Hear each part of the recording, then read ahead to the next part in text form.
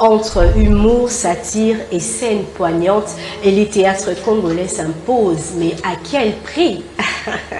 Nous allons découvrir cela tout au long de cette émission. Bonjour à vous très chers musicistes. Vous voyez bien, on a toujours essayé, il y a toujours le bosso la bino pour na kosolo na bino pour échanger na bino pour na couper sa bino makambo bino bozala kalango na besoin ya koyeba ya koyoka pe ya komona parce que nous sommes na télévision normalement il faut bomona mais tozoloba pe il faut boyoka. En tout cas toujours un grand plaisir parce que déjà ils sont là bien assis déjà bazozila to me un peu pour débattre au long il y a thématique tozolobela théâtre congolais entre transmission de valeurs ou excès pour attirer.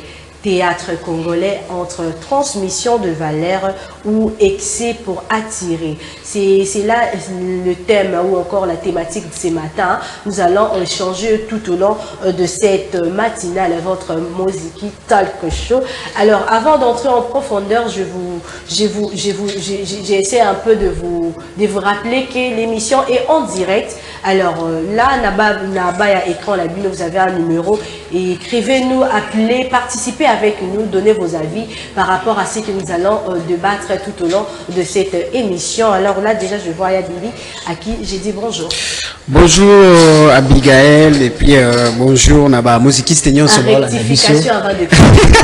Bonjour. Bonjour Miss Abigis.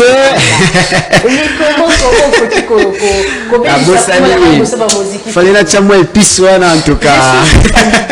Les musicistes. Voilà. Abigis, voilà. Je rectifie. Bonjour Miss Abigis, bonjour à tous les musicistes qui nous suivent à ce moment.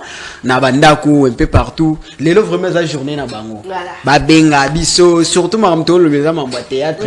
Babenga pour que tout le monde comprenne est-ce que le théâtre les lots pour nous éduquer ou bien comment nango kaka excès des ailes pour na matalana et tout ce qui va avec. Voilà. Donc pour les katobenga, qu'on participe na biso parce que tolingi toyeba justement est-ce que théâtre les apona éduquer ou les apona excès des ailes genre matalana toujours le kaka to attirer batu poto yeba na toujours buzz tout ça la buzz en tout cas.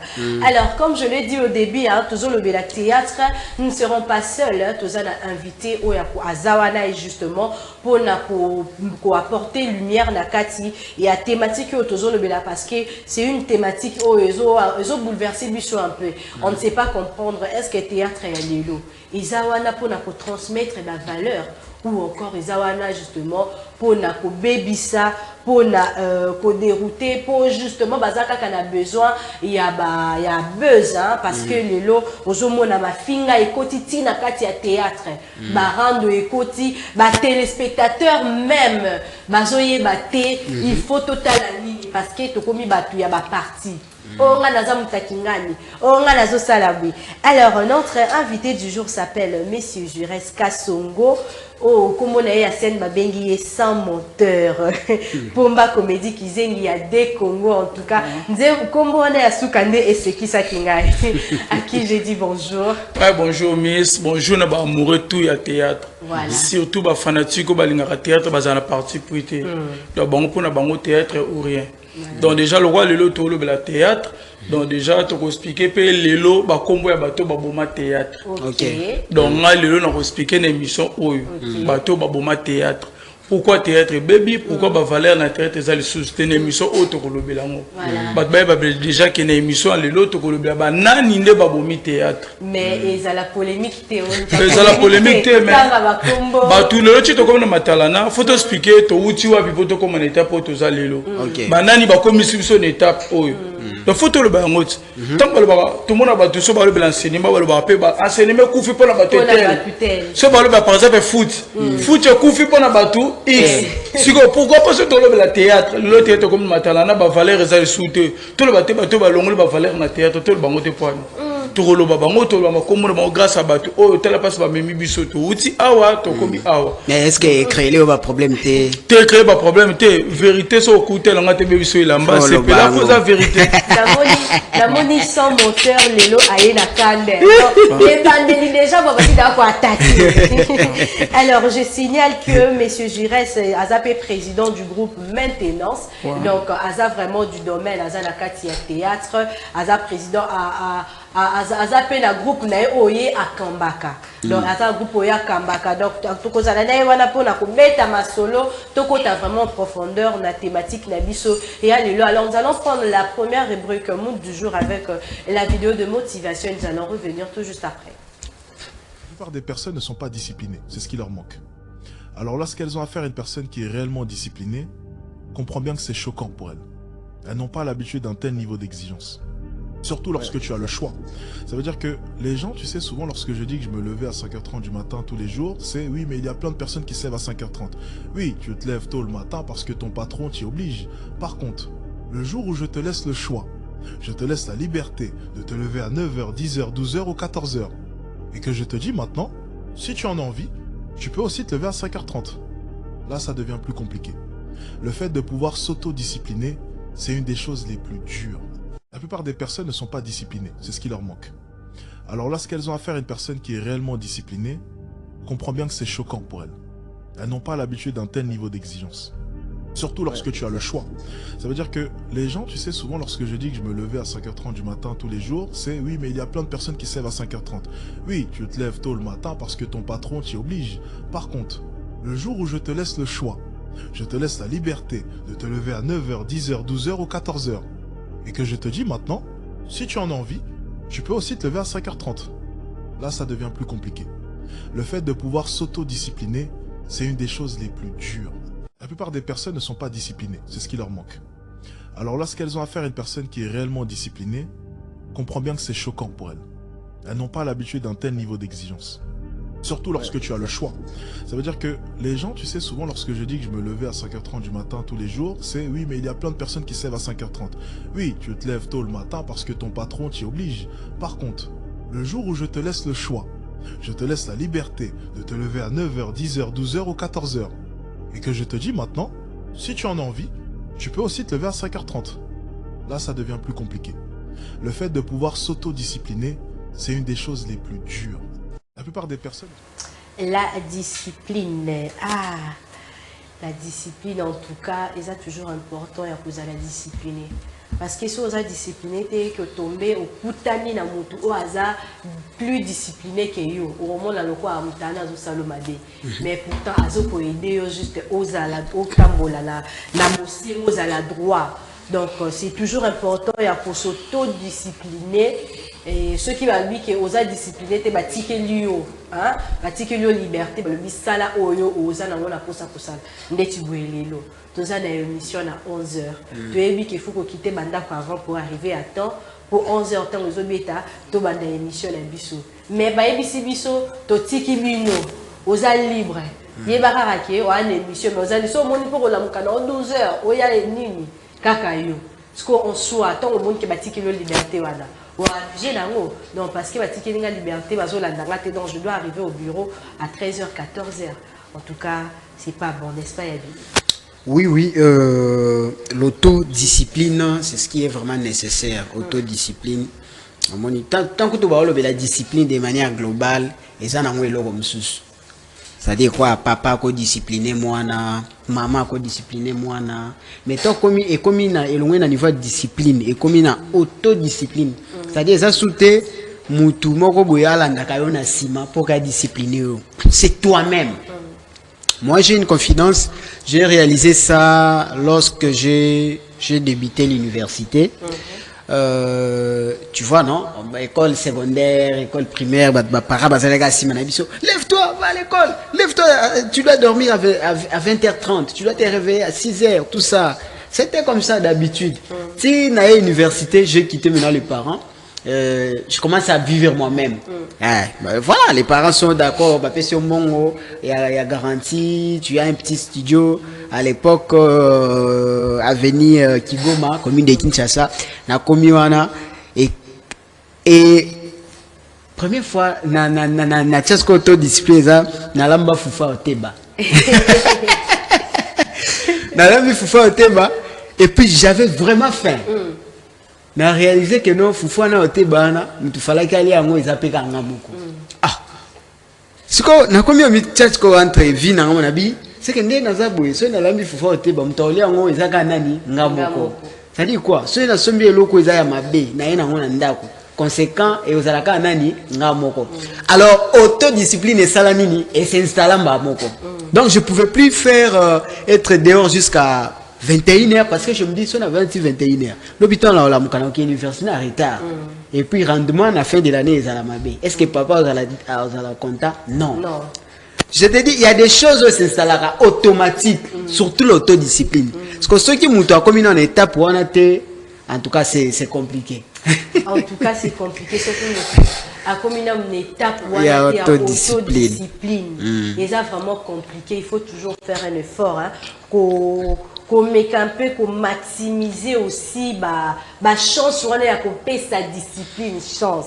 C'est vraiment très important de la vie, très important à cause de la discipline parce que discipline et font la cabine peut ma porte et belé. Donc on peut gratter opportunité mais comme parce que on raté ou manqué discipline. Parce que toujours le Belatpe théâtre congolais la Kati, il y a émission tout au long il y a émission la Binotal Cuchon en tout cas, c'est sûrement inviter la Bissoazane et l'eau par rapport à la thématique. Alors, messieurs, je reste toujours la discipline. Vous avez un cadre, il y a théâtre. Ce qu'on dit, c'est président groupe. Chaque séance est répétition. Papa, ça a un rapport à disciplinaire. Ok. Donc, on s'entend même le groupe n'a disciplinaire, ça n'a pas disciplinaire. Tout va disciplinaire. On a le droit là-bas. Ok. Répétez à 9h30.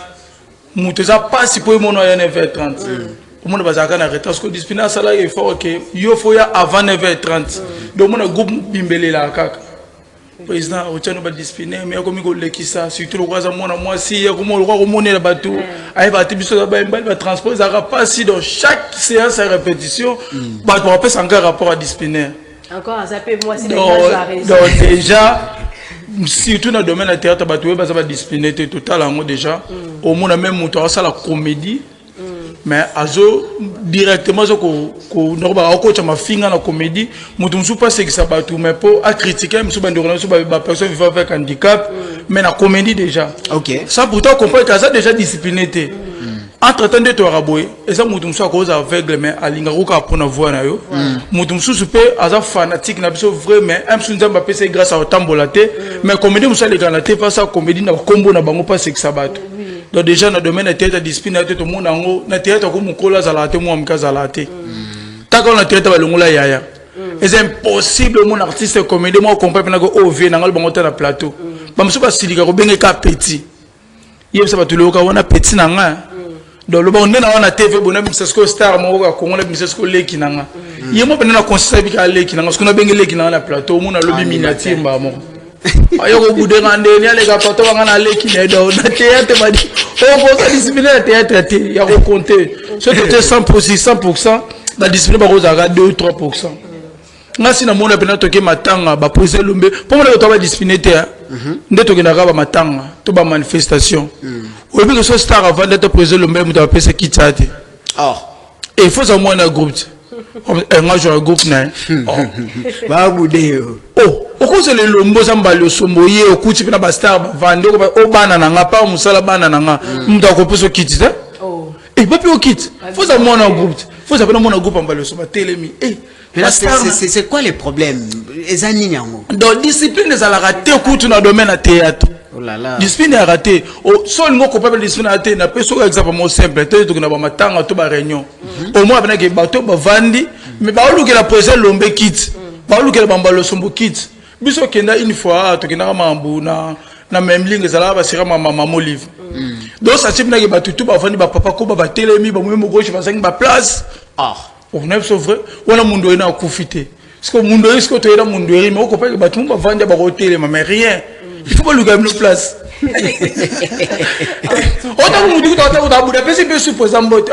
Bonjour, président. Mais avant ça va, non, on m'a dit, quand faut être Ambalio, moi ça n'est ni bien. On va aller Ambalio, et qui, un peu plus, nous sommes normal, tout le monde normal.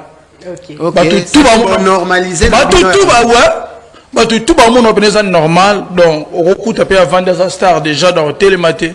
Le monde mécanicien qui est bon, ata vemba londa zabongo aroka posa ya papier mouchoir atinda mutu mona luenga moi ba boudé. C'est que ça ne va pas. Faut tambola la mona no ya groupe, tous na bureau na yo. Yango moni za réseau artiste be bazana ba bureau. Arosa boyam sa posa mai. Ah, benda no débuter à mai kona. Ah, zulanga no papier mouchoir, kende rapidité renforcer no gigabyte. Rotina nan. Tout le monde a pris à taille mon ok les gars dans les scènes de routine la facilité à moi no groupe surtout moi le groupe so dans le groupe no ko meka soutien so que ça le monde groupe na yo et si la commande star na ndengeni à moi qui ba ozo kamba no groupe na ba on ba sous ordre na discipline pendant dans domaine à théâtre vraiment exaté. En tout cas, discipline exatée. Discipline en tout cas, ils ont manqué dans ma place ébélée. Ouais. Ils ont manqué vraiment dans ma place ébélée. Alors, toujours dans la même rubrique, nous allons prendre la page rose. Toujours la page rose. Donc, Lilo Moutou Abotabi Nakati. Il y a musique quelque chose. En tout cas, nous allons souhaiter heureux anniversaire à Yvette Yonga. Donc, toujours page rose. Donc voilà un peu toujours la discipline, toujours la discipline en général, voilà, discipline en général, mais son moteur y est à toucher point et à théâtre parce que toujours le théâtre justement, hein, tu comptes vraiment en profondeur. Bientôt là, tout de suite, là, tu me côté en profondeur. Mais toujours rappeler que ma musiquiste a dit que tous en émission, ils ont un téléphone ouvert. Hein. Donc, il est grand temps, il y a déjà un message, il faut appeler parce que tous en un week-end. Donc, week-end, il y a journée, la bino, téléspectateurs, la biso, journée, la bino, il y a ça, avis, la bino, journée, la bino, vraiment, il y a un message, la bino, dès le début, si tu as la émission, la biso, on va continuer là. Donc, tu m'as dit que il y a discipline. Il y a discipline, qui, monsieur Jurès, ça aussi sans moteur à marteler vraiment sur discipline. Moi, en tout cas, ça m'étonne. Hein. Je ne savais pas qu'il y ait Zalaka Boye. Je n'avais pas été dans le monde du théâtre congolais. Zalaka Boye. Mais si c'est le cas, surtout, c'est pitoyable. Hein. Parce que dans d'autres cieux, qui n'a pas pays, non.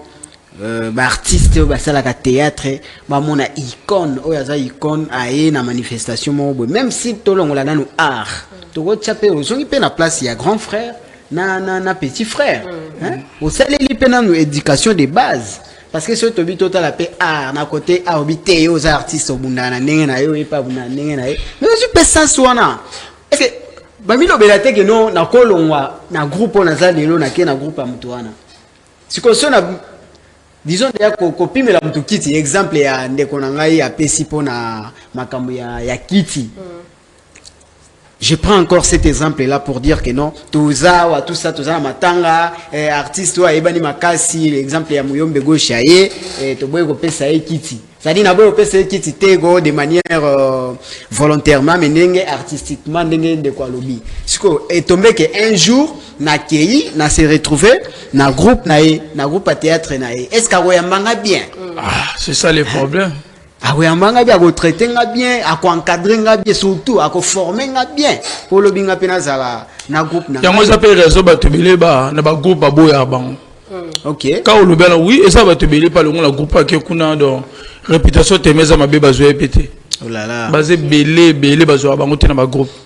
Je peux vous jouer, par exemple, soit Bengio. Ah, mon nom comme pas nous attaquer un film maintenant. Ah, le monde est présent, talanda mais mamara. Bon, je peux comprendre. Tu es dans groupe, au monde où milité, groupe est dégagé, groupe est lingio le soute, au moins, tu as bien gagné boité, mais tu as commencé à le canaille kak. Mais pourquoi pour ne pas arriver à ces niveaux-là? Pour la mono déjà avec question ils ont choqué là. Ah. Mazala mutema pio. Ba téléspectateurs bazona ndabiso zala mutema pio.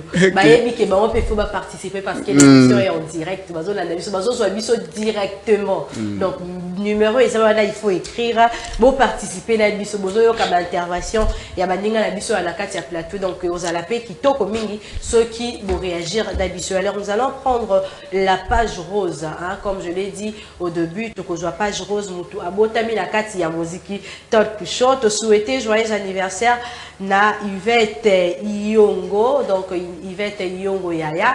Te souhaiter yo ba botama et l'amour, donc vie moulaï en tout cas, balobi bonne santé, zala vraiment na esengo mingi parce que nzambe abakisi le lisusu, hein, abakisi le lisusu balobaka a retranché oui, mais expérience na vie et bakisa mi lisusu donc ozokola makambupe ba expérience ezokola prière na biso po na weza ke nzambe abakisi la lisusu vie moulaï lisusu donc okoma vraiment kokolo osimba nzete. En tout cas joyeux anniversaire de la part de Médaël. Donc Médaël a souhaité au bongo joyeux anniversaire à lobby que ozala na esengo ozala na vie moulaï po alinga kayo mingi. En tout cas Mama Yvette Iyongo, et c'était là notre page rose de ces matins. Alors nous allons prendre notre prochaine rubrique Bassangoyanet avec Yabili.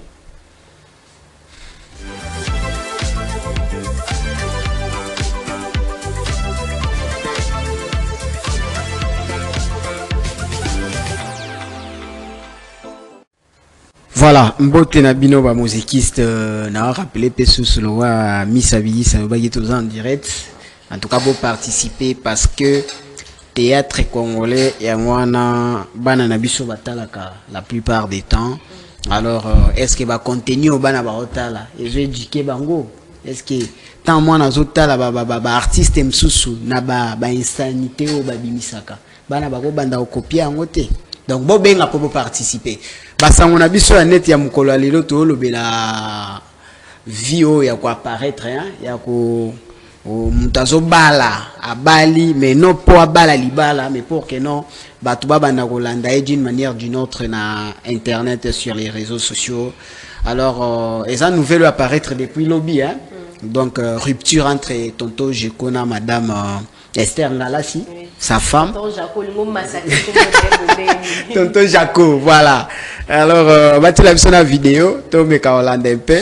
De quoi il s'agit en fait? Qu'est-ce qui se passe? Et puis, t'as ton raison à Tomé Kaolanda. Au bakisa moi, bordure na kati et puis tu continues. C'est pas d'avoir aimé. Je ne regrette pas d'ailleurs que j'ai aimé, que j'ai eu quelqu'un s'afficher avec. Non, je ne regrette pas, mais quand ça ne marche pas, ça ne marche pas. Quand vous trouvez que vous vivez autre chose que ce que vous avez pensé, sortez.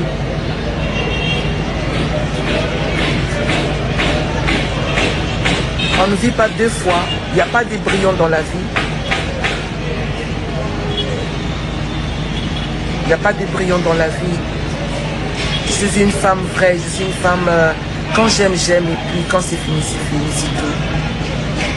Je n'ai pas peut-être la force de venir vous expliquer oh, qu'est-ce qui s'était passé. Non, je ne suis pas là pour ça. Je n'ai pas... Ma voix, ce n'est pas pour ça. Ma voix aussi ne se lèvera pas pour me justifier.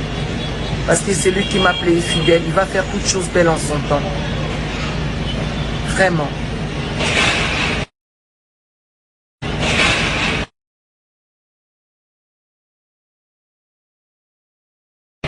Oui, c'est triste, mes amis.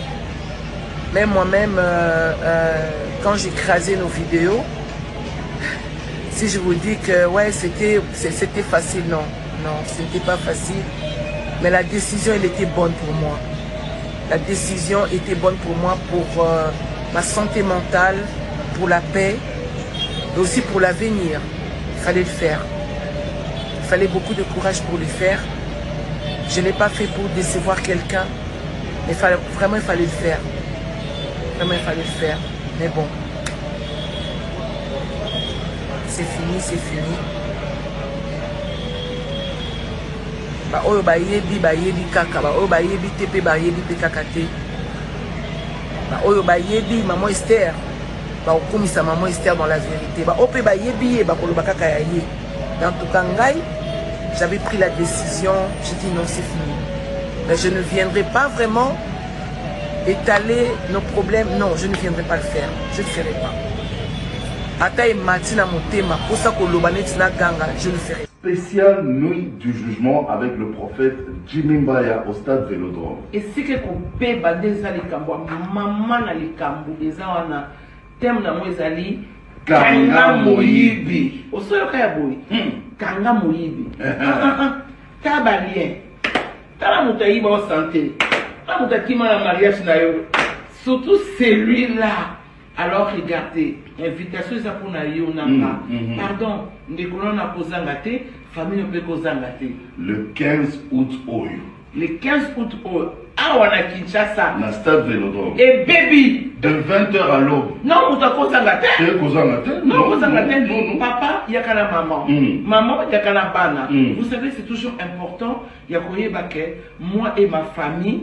Nous servirons l'Éternel. Et si avant que nous servir, quand il faut yébat, ma benayo, olina koyeba, ya koyeba, temo Kanga Moyibi. yonanga tozo Kanga Moyibi. Avec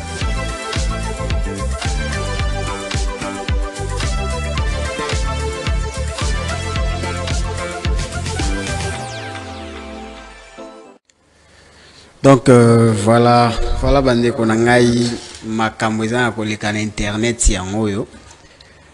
Internet eza wainda TikTok ya kin awa depuis lobi na butu eza vraiment sepeli apparemment. Ouais, bango baluka dossier matière déjà na basi matière dans ma live une bandi déjà tika donc c'est ça. En tout cas, comme conseil à donner à ceux qui désirent le mariage, tant au Bourbalana, le mariage c'est pas ça, ce n'est pas quelque chose non au balana nous pona ko talana nous ce qui ko pesa ndeni hein au balana nous pona ko faire voir batna ba réseaux sociaux que non yo bali ozo vivre bonheur yo ceci cela non les vrais bonheurs d'ailleurs n'a pas besoin de se faire voir devant les gens. Le vrai bonheur ça se vit, voilà. Ça ne s'expose pas. Donc ce n'est pas un couple modèle pour moi. Okay. C'est pas un couple modèle parce que il faut. Lorsque vous êtes une personnalité, Tonton Jaco aujourd'hui c'est une personnalité, c'est quelqu'un qui est connu. Mais ceux qui sont en non, les lois bali, lobi à kabali, lobi à bali, ça ne sert à rien. Voilà. En tout cas, ça ne sert à rien. Moi, en tout cas, je dirais que je suis un peu brisée, hein, blessée en quelque sorte, parce que Tonton Jaco c'est comme un modèle. Tonton Jaco, il a vraiment carrément lobby, il a personnalité, il a vraiment connu, de par sa façon de faire des choses. Hein. En tout cas, c'est un homme responsable. Dans le lobby qui est Maman Esther, a sa responsabilité. Parce que moi, Maman Esther, c'est vrai, je pense qu'à le domaine du théâtre. Donc, aussi, à travers. Tant que vous avez Tonton Jaco, ma vidéo n'a été commis virale.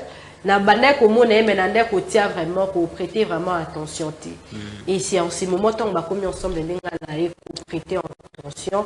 Na comment qui vraiment ko la dapé ba compte na bango, moi surtout na compte maman Esther comment elle publie à chaque fois zo la mela Tonton Jaco azo sala boé bazo donc ezali qui vraiment elo comment ko ezala ba tout sous banda ki ko mo na ma be ezala ba sous banda ki pour applaudir.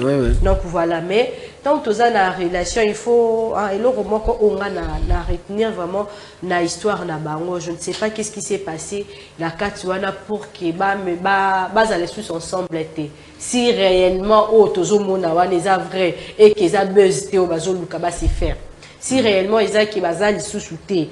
En tout cas nga na reconseiller na ba couple o bangi vraiment ba kende musika. Et premièrement d'abord ezaloza mwasi ezaloza mobali. Il faut toujours faire un effort.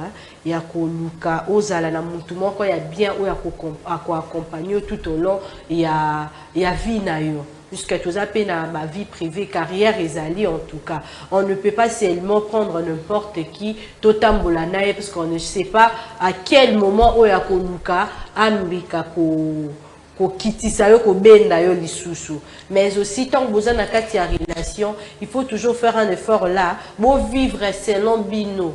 Bon vivre parce que tu as pour ça batubamona oezo leka entre biso na kati ya relation. Donc ils a vraiment piège monene ko exposer oezo na kati ya vie na bino. Donc tout n'est pas à dévoiler, tout n'est pas à montrer. Donc tu as pour ça tout le monde a sauté. Peut-être les ruptures wana, ils a dû y a les ont dit y a tout, on ne sait pas bazui yo kana quitter na place moko ou encore vision na bango ba ko se rendre compte que ezo balanate nde baluki ba se séparer mais déjà botaki yango déjà na réseaux sociaux tout le monde. Donc sûrement tozalaraka ne loko ya koloba. En tout cas, ce n'est pas bien, il faut éviter hein cette habitude-là à dévoiler à chaque fois. Oui, moi je suis en relation avec telle personne, mais aussi il faut être toujours attentif, que ça là toujours effort, il y a quoi motuni ou accompagner la vie d'ailleurs, parce que ils appellent comment que ils jouer la carte il y a personnalité d'ailleurs. Déjà ma mère Esther elle y est à ça la canaïba théâtre PA. Peut-être elle on va pas pointer du doigt, peut-être tonton Jaconde Azala qui vraiment na image wana oyo bandaki ko attirer batu makasi des parcours na ye et tout déjà comment na ba situation mususu et lukaka un peu et bebisa moi réputation ya mutu na ba sens wana mona donc ubanda ko sala bobo et comme on pesa mutu conseil yo kutu donc il faut toujours être prudent. Nga c'est vrai batu ba lobaki naza expérience ya mariage c'est parce que je suis pas encore mariée mais quand même ba expérience ya batu mususu on sait voir, on sait analyser, on sait critiquer. Donc il faut toujours éviter, soyons toujours prudents dans ce sens-là, n'est-ce pas son moteur? Ouais, pour nous critiquer, les agents faux à jouer. Attends, nous baliter mon rose à peine au concert, au pays ça va marier. C'est normal, tout le monde a pu ça pronostic à match, ça mi pe bongo. Mon tout fait entraîneur ça les changements, mon tout appelle banabité, il fallait que ça monte la place à haut. Ok. Déjà, il lui dit qu'il faut, au pays ça va marier, concert photo ça va marier. Donc déjà, bande qu'on a vu ce belé les lots. Bah, on sait que sa vie artistique, na vie na vie normale, na vie na vie privée. Et ça peut pas me discipline tout le bas. Le long internet n'a intimité et ça na moto ba le bela chaque jour que le kabel vie kandi. Hein? Tout bois que la table fleur. Azana 30 chaînes YouTube au ba vendre chaque jour ba ça la analyse sérieux. Au ba za chaîne partenaire na ye. Azana 2 chaînes YouTube ko cha ba film mais ça peut pas ko cho bala. Bah évidemment. A cho bala religieux à l'alliance mais si le long na réseaux sociaux ba vidéo fait théâtre. Déjà pas mal discipline to loba. Ce que tu sais monter ko ning sa zaïr pour na libala net au monde tu moi so na. Ba tu soutis ko ba kama so bika cho bala ba kama bali.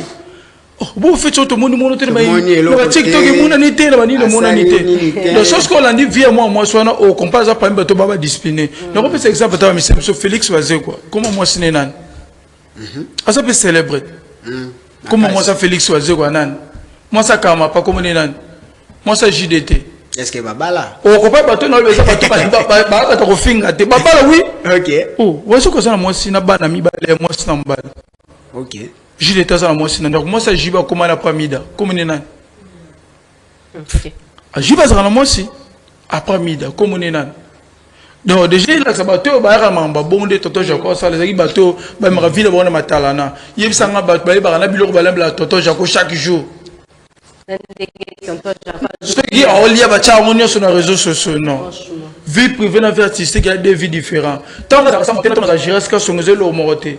Géré ce que son fait poussé dans la classe. Géré ce que son a fait la comédie. Géré ce que son a fait la comédie dans la télé. Géré ce que son a responsable à Moussous. Ce que j'aime la rose à vie, on a ça monter. La commission peut gérer ce que son. Donc, on a ça la qui ça monter. Bouzo, on a sur le théâtre. Et on a comme une vie normale. De la même maman, donc gérer ça comme même le la sans monter. Est-ce que maman peut-être Jacob ando ça biso yang mana. Donc vie artistique ba continue na foyer na bango et continue na vie privée. Talaka libala na bango banana réseaux sociaux ba kabona na réseaux sociaux. Vraiment. Ce qu'on a dit c'est que c'est maman c'était ngala ça a pasteur. Na kamwe. Na biti bando ça maman bon abi oui aza pasteur. Donc déjà au ça va fidèle non ni. Après le bipé ngai to lingi to bala na toye abeni libala na biso jamais simbate oh ndesinga bo so ningi na bala eke na zuma sa sambla na église na linga to abeni vomo ko libala ngo kufa non ah mérite ko bénir sur libala te donc déjà comportement des autres comportement d'artiste belé lelo donc so sombi catch ya sika faut ba uboye ba yango na pasa kendo somba ngo aga somba téléphone après so sombi téléphone aye na téléphone aye donc bino ba na groupe na so za présent groupe faut aussi aller en live ça vidéo comme c'est pour na téléphone à sombi donc dans le téléphone faut pas yembela ngo so sombi mutu kwa mikolo wana de vidéo faut ça ka mutu kono wana. Donc déjà et ça bien de vie privée ça m'a mususu donc comme ça vie artistique na vie privée to sangisi yango da attends au mela na terrasse mo x de ba tuno faut ba yo mela wana so si tuno joki na kuna vidéo za la chaque jour ka kuna après l'hôpital likambo koma ba kalkila ba ndeko la biso ka ba artiste ba raisonner te parce que no mela masanga parce que ni seul ça monter azur poison par exemple ba lo kalkika ba artiste ba artiste à la peine bon muninga batie muninga poison so artiste zumba so taba artiste est-ce que vous comprenez vieux artiste ba mena libanda ba bossa na ngona media voilà non mutu mota sala live faut critiquer ba quartier ba artiste mongo eza rare bande connaît ba artiste azur poison ba théâtre Congo donc déjà toto Jacob Sungi bisoté donc prochainement pour na biko zo mo si mususa otika na olingate donc moi ça reçoit à ta discipline au JB pianata à ta discipline bakama pa bacha ba retourner pe bato comme moi ça mba le sombo anda ko bato babi na bango été mais bande ko na biso ba leki na biso ba théâtre après pour biso to bimina ba 2002 na groupe Zigora après génération 2002 2003 2004 2005 na ba polulu après bato ba yena ba 2008 tilelo tel comportement na bango au moins bato ne so baza avant 2008 tina sewana au moins ba vena biso ba yana biso o tiko comprendre basi na bango te batika jamais ko la sabona media mais lelo comme un artiste à moment ça on bota bazumo na nengo na hôpital nde ba kuma na ba sana zemi shooting non tala siko ba shooter na zemi photo en tout cas c'est grave hein? C'est grave ceux qui disciplinent les vraiment navité vraiment c'est compliqué, hein. Tout le bel qui a une vidéo de motivation, mais vous allez comprendre que tout au long de l'émission, discipline les autres kaka.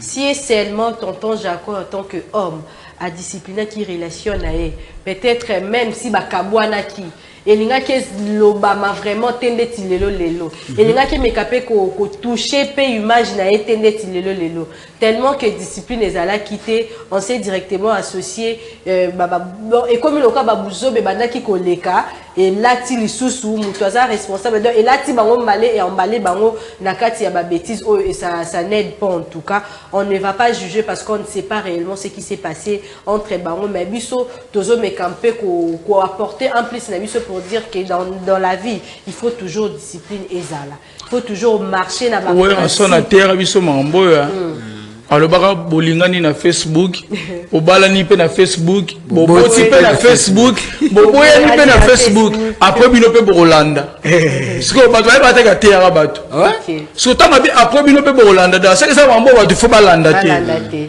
donc bobali na Facebook bolingani na Facebook ça na Facebook boboyani na Facebook après bino pe bolanda. Alors rapidement nous allons prendre notre prochaine rubrique la rubrique phare Songi Songi.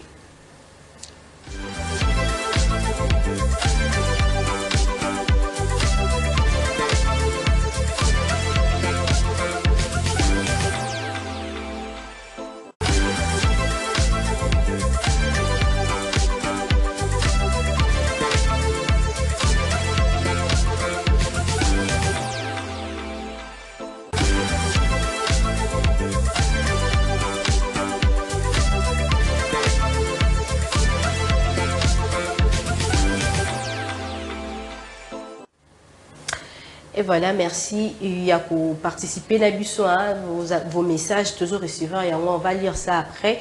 Vos appels, donc continuez d'appeler. C'est vrai que nous avons manqué vos appels, mais continuez d'appeler. On va essayer de prendre les appels et puis interagir avec vous, discuter un peu avec vous. Alors, la Songi Songi Nabiche Alelo Balobi, le théâtre congolais est une forme d'expression artistique populaire qui mêle jeu d'action, humour, satire sociale. On dit tradition orale aussi. Il sert à transmettre de valeurs critiquer la société, divertir et sensibiliser sur des sujets de société. Donc, boyoki théâtre, toujours le théâtre, nous sommes mais tout continue, toujours le bien, notre jeune moi, un parti kakayabiso a na Congo awa. Donc voilà un peu balobi, ils ont servir pour transmettre ma valeur, pour critiquer société, divertir, toujours mon des abans, nous divertir, mais aux amours la stress nayo, au mona, au talimo mutubo, bandi ko c'est stress non ceci. Donc je ne vais pas citer les noms ici parce que je risque de faire votre publicité. Hein. Ce n'est pas à moi de citer vos noms ici en tout cas, et sensibiliser sur des sujets de société. Tant toujours les canabas sujets, toujours les canabakam, où ils ont touché société, théâtre congolais à Zawanape pour nous sensibiliser, hein, pour lober la paix, pour apporter à épée touche na kati et à société congolaise na biso awa. Selon les statistiques en notre possession, une étude montre qu'en RDC, en 2022, démontre que près de 68% de jeunes urbains consomment régulièrement des contenus théâtraux en ligne ou à la télévision plutôt. Donc, près de 68% de jeunes consomment théâtre ou les en ligne, ils ont les capés et la télévision, parce que les réseaux sociaux, ils ont vraiment évolué. Hein? Il y a réseaux sociaux, il y a deux pièces au lieu total à la TV, on préfère moi là embouteillage, on scroller, on talana donc ça aide aussi, ça déstresse. Voilà. Et Balobi P, 45% estiment que certaines pièces vont trop loin dans la vulgarité. Ou la stéréotype qui est certain, ou les stéréotypes plutôt. Donc, vidéo, image, qui est vraiment trop loin par rapport à un contenu où ils ont présenté biso. Donc, ils ont débordé vraiment. Ils ont débordé, valeur, ils ont vraiment la réalité, comme minimiser, finga, donc, ils ont donc, mépris, tout ça à l'intérieur. Et en 2023, 55% des spectateurs considèrent que le théâtre d'aujourd'hui est moins éducatif. On a un pourcentage en 2022 à 2023. Ok. Si on a lelo, 2025. Il y a plateau. Donc en 2022, 55% des spectateurs considèrent que le théâtre d'aujourd'hui est moins éducatif qu'avant. Tandis que 35% pensent qu'il reste toujours fidèle à la réalité moderne. Donc, bazo penser que baza toujours fidèle à la réalité moderne, baza pourcentage moko ils ont vraiment manqué par rapport à pourcentage ils ont pensé que théâtre et le lot ils ont sous la valeur théâtre et le lot ils ont sous la éducation où il y a bien il y a malamu il y a quoi apporter et pas il y a batouté et même dans bamsusu balobi que ils ont bazo garder toujours la valeur na bango même si baza na excès. Même si bazo qui sa niveau, mais bazo garder toujours ma valeur. Mais il faut savoir que pourcentage, il y a ils ont estimé que valeur et l'âme ils ont sous-souté, ils ont élevé que pourcentage ils ont que théâtre ils ont toujours dans contexte nangoana yakala. Et voilà, c'était là songi na biso yalo. Mais un peu qu'on joue à statistique pourcentage de la biso comment théâtre na biso yalo ils ont se dégradé à chaque fois. Donc toujours perdre ma valeur par rapport il y a théâtre et yakala to banaye comme na théâtre Boulangando. Au moins, il théâtre net ya bongo. Bazala qui c'est vrai que le monde a évolué. Donc, théâtre est comme il faut changer, même la qualité, tout ça, bozomona, ils ont évolué, mais évolution et comme il faut qu'il y ait ndengi ya mabe. On a préféré que tout tika na biso na ba époque ya wana ya ba abulanga ndo wana qui est comme à l'époque ya lelo eza que mutu nyonso akomi na matalana mutu nyonso alingi kaka yende azala amonana a étouffé étoile ya baninga na mafinga donc na ba division théâtre comme vraiment divisé n'est-ce pas ya Billy par rapport à ce Oui. Songi na biso eza très très vrai et puis moi je pense qu'écoute que bah statistique il y a 2022 ça en 2023 ça a 53%. Bah 53 et quelques les lots moi je pense que 53 il a sauté pour combien attends 90 attends ba 90% ça que non ce sont des insanités. Dans la 10 wana pourcentage wana donc 10 wana ça tu na bateau bazo penser que théâtre ezo etikali na valeur ya bien. D'accord c'est. Pona bango. 90 wana ezaka biso tozomona ke no théâtre ezo éduqué. Regarde talanet na cinéma ya lelo, cinéma congolais ya lelo, tozaka surtout ba milieu théâtral. Théâtre nini ba personnalité bazo vibrer sikoyo. Mutu nini o azo éduquer jeunesse. OK non, papa vandi mwana vandi, maman vandi ba Hollanda théâtre. Hein? Bah Hollanda ma théâtre que non, bazupe éducation, bazupe matière. Ah bah ça te. Bah ça souté, même des personnes l'autre fois babane ko ça la théâtre na bango bien. Mais lo ba bébisi na bango. Donc bon, nani invité na biso ba ya tanga bango. Atanga bango autorisé parce que il faut citer chaque chose par son nom. Peut-être bah Hollanda biso pour que bah ça nini va changer. Ceux qui tolo bango à l'anonymat, peut-être bah changer té. Sauf que vous allez dans un bon sens. Voilà. Alors sans menteur. Ouais. Vous autres pensez na nyos automatique au bas. Vous autres pensez que théâtre et l'élo ils autres transmettre encore ma valeur ou encore ils a coéloigner biso na ba valeur ou ils est important de plus en plus. Donc par là, on a des volets. Premier volet, ils ont il y a un groupe Otilelo, Babungsi ba valeur na bangote. Tilelo. Babungsi ba valeur te na go cité ba groupe to go groupe local les bons samaritains. Nde to ba bango ba bimaka, nde ba jouera Tilelo. Groupe sans souci. Ba bebisi ba valeur na bangote. Ça bande ko Tilelo ba battre ba valeur groupe Lisba original. Groupe Lisba fondation elle a dit Esobe. Idéologie na bango babungisa yango te so zupena babano babimi na sima na bango babina mukongo na bango donc déjà au monde ba tama mukona parce que banani oyo bayina makamwana lelo ba fanatique belé au mona sala vidéo moko lobaka bêtise comparons ce qu'on a ba vie ya vidéo oyo pesa ki conseil yo saka vidéo moko loba bêtise ba auto ko interpeller modéro awana c'est ça. Ben interpellé que passe là qui pièce mon groupe ba ça il vient de on va sex tab quoi.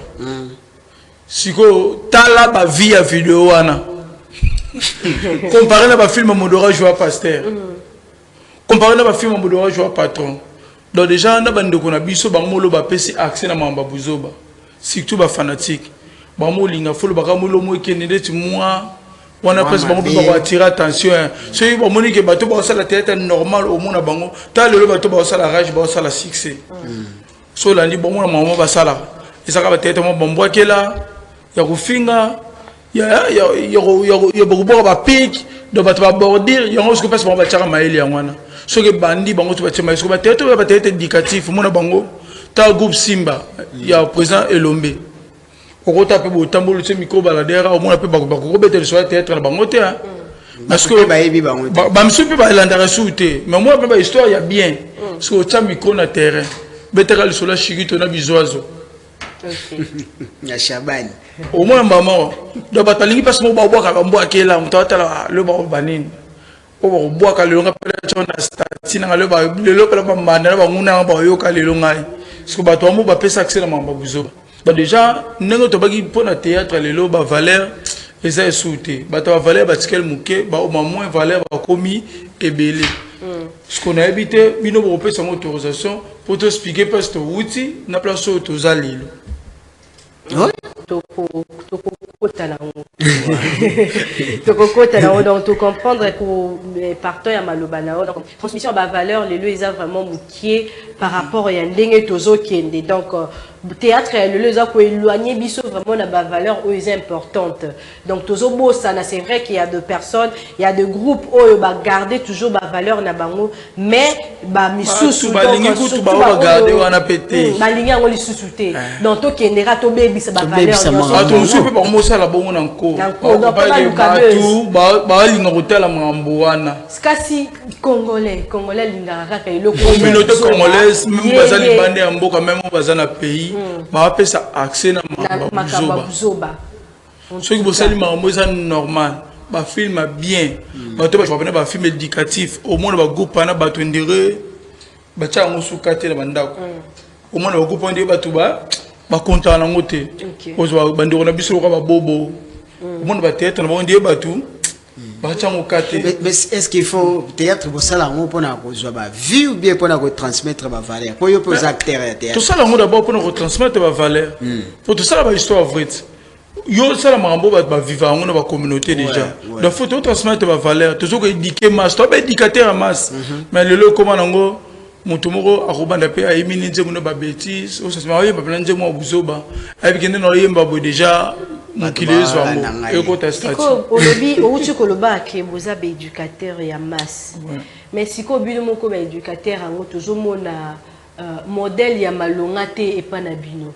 parce que so totali réalité na bino nde bozaleli bokomi vraiment trop divisé et puis lelo et ba théâtre ango pe ekomi tellement ébélé so qui est kezalaki ata hein ezalaki na ngo ébélé te mais ba groupe ango ezalaki un peu structuré genre to ebi ke boza na bino ensemble bomeka un peu ko kabona nde bokabona na mais na sens moko ya bien po bomeka un peu o ya sali apesi ya idée total n'est pas mninga msusu ça le quoi à compléter idée mninga bozo travailler on dirait en synergie le quoi en collaboration mais ezaki lelo boza be éducateur ya masse bino nde il faut bo transmettre pe ba valeur eza po tozo landa bino mais apparemment bino moko nanu boza na bino nanu ya ko kabwana ce qui fait que à travers ba pièce na bino eza ba système ya ba mbwakila donc déjà koloba théâtre et comme belé ça raison au sa théâtre tant que groupe salon ezalaki tozali na combien de nombre d'habitants ezalaki combien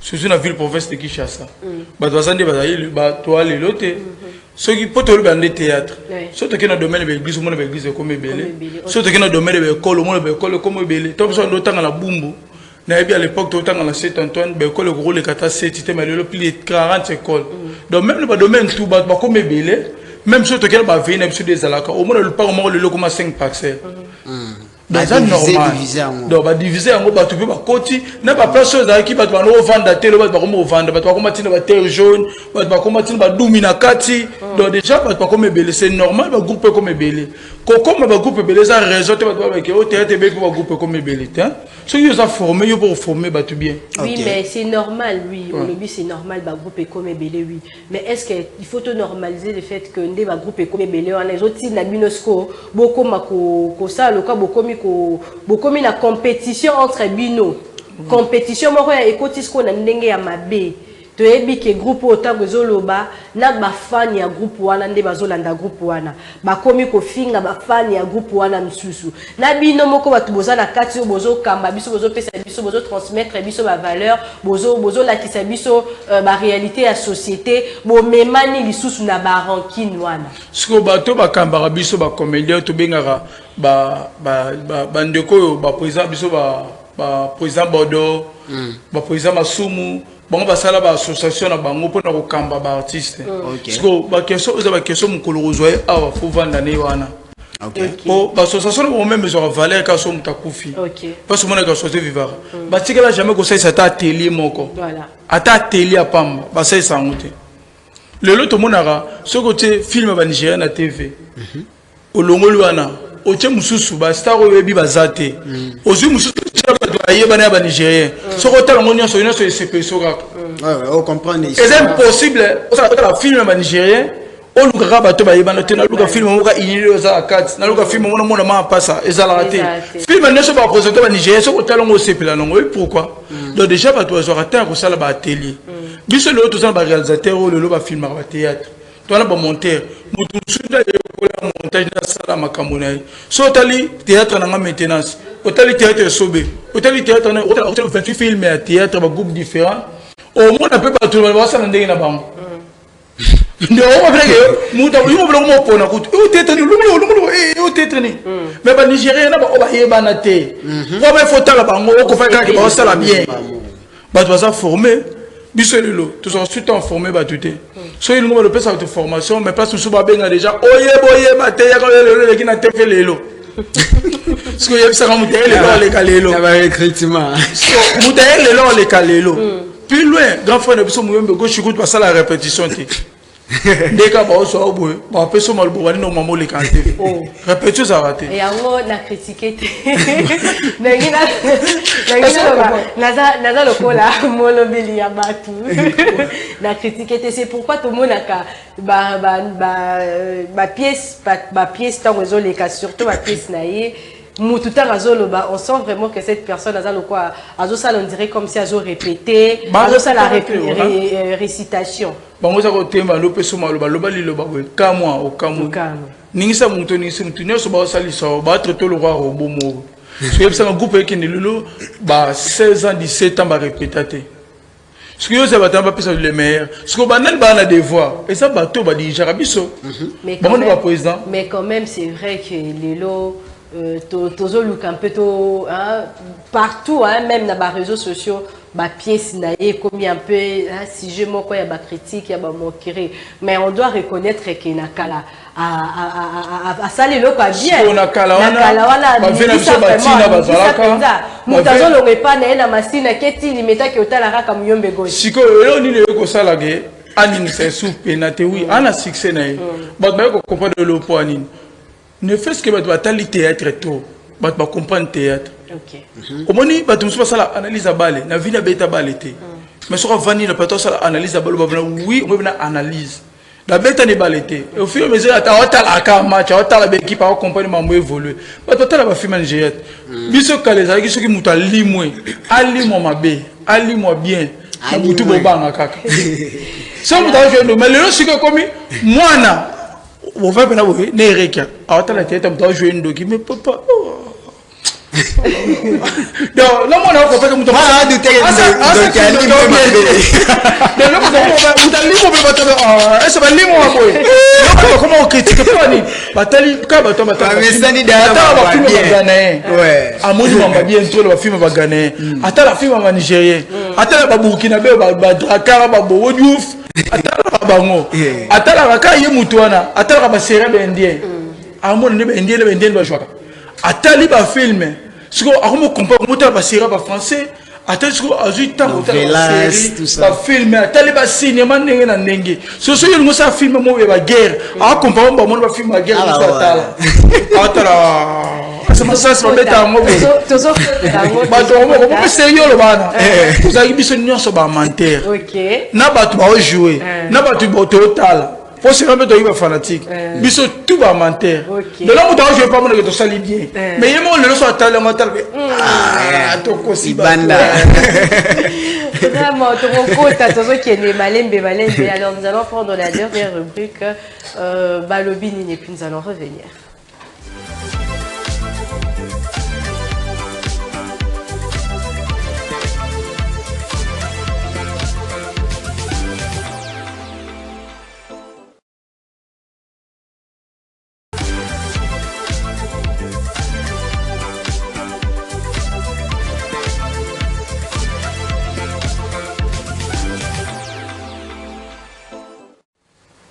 Et voilà, le bini nabiso, comme tu sais que monsieur j'ai un téléphone ouvert, il faut appeler, envoyer vos messages. Alors nous allons lire quelques messages de nos musicistes, réagir par rapport à la thématique nabiso avant de continuer. Bonjour à vous mes très chers musicistes, comment allez-vous? Nous allons très bien, merci beaucoup. Mon point de vue sur le sujet du jour est ceci. Et dans les années antérieures, nos théâtres enseignaient, éduquaient, et puis on retenait de bonnes choses. Par exemple, le théâtre est produit par Major Zolo. Donc c'était vraiment copiable. Mais aujourd'hui, je ne sais pas quoi retenir sur le film de Jérémie, à part les insultes et les termes vulgaires. Et puis les actuelles vidéos de Modero, c'est grave. Il y a aussi des teasers qui se sont infiltrés pour attirer et dans le mauvais sens et puis rivaliser. Merci et merci beaucoup. Des bisous à vous. Merci. Aïe Kolobasusou. Mais apparemment cette année, l'âge censé et de l'amour a été incompétent. Non, ça il a réagi par rapport à... Il y a thématique, il y a lobby, il y a sniper, je crois. Donc voilà un peu le message Naïwana à lobby, je ne sais pas, sans moteur, moi commentaire par rapport au choix de répondre musiquiste à la biso. Ouais, ça non répondre, ce qui est le théâtre Koufi, major, né à bois qu'il est, flair, PC Beloge, grâce à bango peut-être le baby. Major Zolo baza ba idolté. Donc ce le loto linga topé ça va valer en théâtre to tcha ba major té. Oyebi pourquoi?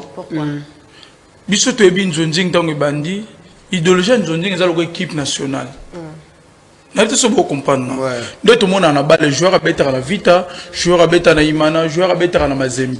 So ba liba ça la équipe nationale ba luka meilleur o ya zo beta na Mazembe, azuye bazuna Vita bazuna nini. Idéologie nzonjing et ya kibongo. Nzonjing ezaki groupe te. Nzonjing ezaki tango bandi ndoko na biso liboso na Kilimanjaro na PC moti na uka pe kala. Équipe mo ezaki Kilimanjaro mukolo Kilimanjaro mutabanisa idéologie o saba nzonjing. Ezalaki ce va comme film. Et c'est un deux papa tonalité. Batel batel no soeli kana TV papa ni tonalité Nicolas ali kolo jouer bien. Bazu ba mo. Batali na ba jeune, ba ki na groupe Simba. Groupe sans souci, il y a un groupe, ne pas mon douéri. Film aux cinq, on va jeune moube, par exemple, bazar chaud. Batel bajen, il bazar l'icolo, micho bazubam. Batali bobakizengi, batali poulou le pas, et pas n'en est pas, et pas ça, et ça, batali n'a pas ça, mais pas mon douéri. Batali n'a micolo, a appelé ça va meilleur naï. Batali bien dans zonding. Mais ce que tant que major, bah, qu'on soit relève via zonding, passe par bomi théâtre. Et comme il est major, as un producteur, as un metteur à scène, as un scénariste, mais pour na bateau et moi, il va jouer dans film. Nul part dans le monde de ça, la marathé, mais tout le monde n'est pas major. Bon, on va bomber le théâtre. Et comme même, donc, producteur ailleurs, de génération major, tu vas au côté de théâtre. Producteur ailleurs, ils sont souvent groupe, tu vas bomber même, groupe est bel coup grâce à major. Si on a un groupe est bel théâtre, et on a TV pour mon angle, grâce à major. Yo producteur, oui. Ou l'équipe président, par exemple, que le chef n'a pas un groupe, et puis c'est dans un bon, on a posé comme il a tout ça la défilé, mais non, mais le kélang nani, nous m'ont poni bat, bah le qui bat pas que jouer. Par exemple, vu de loin, à un groupe en gadia, et puis pas qu'il y ait une journée qui balika par en gadia. Bah moi, on n'a pas vu de l'homme qui est une journée dans des foutus à Zonginda. L'objet à mon gars, à ça n'a suité dans Zonzing. Bah moi d'office à moi l'imbakoya répétition. Na yana yate dans une journée à Salanine, Nazalara. Bah comme écoute, nous battons na ndaku, batega ayuse ne longa bien, surtout tu dans journée à poto au tekama, battons soit côté de pour tekama. Bon, bah bon théâtre. Théâtre, ça veut dire sélection, on va longuement sélection, nous comme le groupe, au moins ce modéro comme va film et ça quand même il bilongeson dans le film modéro. Est-ce que nous que ça va bon? Donc comme un film moi il y a guerre kabatouana, film moi romantique kabatouana. Comme kabat comme le groupe comme le sous groupe. So qui pas Timbalanga, ba film major. Tel major banda production, tia six production. Est-ce que le même bilongue nous dans le film est-ce que nous donnons tout le film à nous le Nigeria? Au moins parce que ça la 5-7 films oh mon peut bateau bino yebité. Mais puis comment dit major comme groupe. Donc kabatouana. So batouana, tu à chaque fois on film né, ba acteur à batouana. Moi pas que sous la répétition, exact. Ok, c'est compliqué en tout cas. Alors, Yaya Billy, nous allons chuter avec toi juste un mot. Moi, l'Ilobama, il y a Soukara pour la musique par rapport à Yamakamto. Bon, bah, musiquiste, moi je dirais, bah, ça la choix, surtout, bah, ça la choix pour la contenu, bah, consommer la télévision. Parce que, bah, théâtre congolais, les lots, bah, ils modèle té. Acteur rebelle baza modèle té. Surtout ba oyo. Bana ba comment répéter ba maramum sous zo ba bandaku parce que ba copier on a ba théâtre. Au moins mona mkebo c'est ne va pas là-bas. Ah oui, c'est ce qui au Sumbe, ce qui au Nina. Parce que copier on a ba théâtre. C'est pas bien. Ça dit que les parents veillent sur contenu cinématographique au bana ba Hollande. On a conseil ba on go ba Hollande ta ba série européen, la dessin animé qui va consommer au Yabiso. Voilà. Alors, sans monteur que je citais là en tout cas, quel est le rôle traditionnel où il fallait théâtre congolais, il faut jouer dans la société Nabiso. Donc il faut être, vous allez vraiment un peu concis, hein? Donc déjà, c'est vraiment. Ce qui est au but de ce théâtre, n'est culture Nabiso et Zalaka. Bah kota la montée tu peux évoluer pété. Les bandes pété tu peux image en bocate. Quand les amis na théâtre, l'autre comme na cinéma. Bah vient Nabiso bah danga bah mango bah boula ngando.